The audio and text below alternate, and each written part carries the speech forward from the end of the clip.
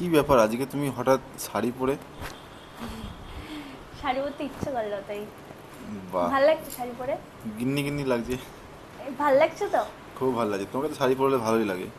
তোমাকে তো বলি পরতে, তুমি নিজেই শাড়ি নিয়ে সামলাতে পারো না। দেখো সবাই দেখেই বুঝে যাবে যে আমি শাড়ি পরতে পারি না। চেষ্টা আমার না করতে শাড়ি করতে পরতে শিখবে। ভালো লাগে কিন্তু আমি পরতে পারি না, কারণ শাড়ি পরে আমি থাকতে পারি না। আর বড় প্রবলেম হলো আমি পরতে পারি না শাড়ি।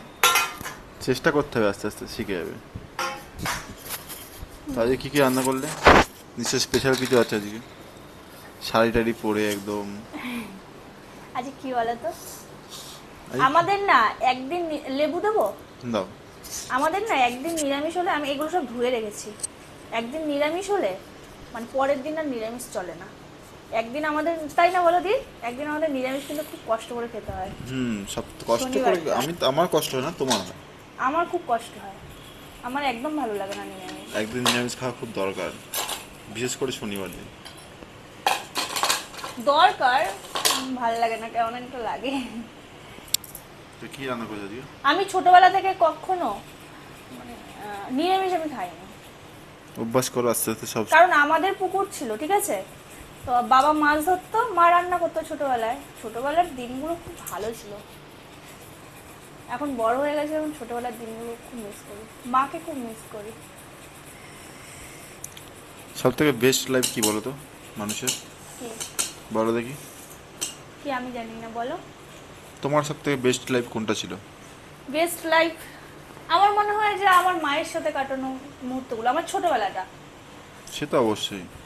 স্কুল লাইফটা যেহেতু আমার সে বেস্ট ছিল না, কারণ স্কুল লাইফটা না আমাকে অনেক কষ্ট করতে হয়েছে। আমার তো মা মারা গেছে ছোটবেলায়। স্কুল লাইফটা আমি রান্না বান্না করে আমি স্কুলে যেতাম, আমার স্কুল লাইফটা কি করে সুন্দর থাকবে। বাহ, এর জন্য এত সুন্দর রান্না করতে শিখে যেত। না না, রান্না বান্নাটা ছোটবেলায় অতটা ভালো পারতাম না, এখন একটু একটু পারি। তো এই যে ডাল, আম দিয়ে টক ডাল, যেটা আমার লাগে। আমাদের কিন্তু আম দিয়ে টক ডালটা বেশি খাওয়া হয়, বলো দি। কিন্তু আর কদিন পর তো আম পাওয়া যাবে না, আহ, তখন? শীতকাল তো, তখন হবে ভেজ ডাল বা টমেটো দিয়ে ডাল, টমেটো দিয়ে ধনেপাতা দিয়ে ডাল। আর এখানে আছে তোমার, এটা কি বলতো, গাজর গাজর। দিয়ে আলু দিয়ে ভাজা। বাহ, লঙ্কা দাও একটা, খাও, ভালো লাগবে। লঙ্কা আমাকে তুমি খাইয়েই ছাড়বা। আমার বর কাঁচা লঙ্কার গন্ধ সহ্য করতে পারে না। আর এখানে তোমার আছে চিকেন কষা, তোমার জন্য রেখেছি। বাহ। আর একটা তোমার, এই যা, চিকেনটা কিসে দেবো, এটাতে দিয়ে দিই, হ্যাঁ।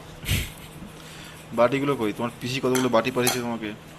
হ্যাঁ, এটাতে রেখে এটাতে দিয়ে দে। আমি কি করব, বাটি পাঠিয়েছে কিন্তু আমার না নতুন জিনিস দেখলে সেগুলো আমার রেখে দিতে ইচ্ছা করে। তবে স্টিলের বাটিটা দরকারি, বুঝলে, ওই মানে এসব জিনিসে না জিনিস দিলে তোমার দাগ হয়ে যায়। একটা স্পেশাল আজ জিনিস আছে, চিকেন কি নিয়ে এসছো? বলতো। হ্যাঁ, আজকে চিকেন, লাল লাল তুমি তো ঝাল খাও না, ঝাল। ফালতু ফালতু কারণ নিয়ে এসছো। আমি তো 2 পিস খাবো, লাল লাল ঝাল ঝাল চিকেন কষা। আর তুমি যে বাজারে যাও সেটা একটা ভিডিও করতে পারো কিন্তু।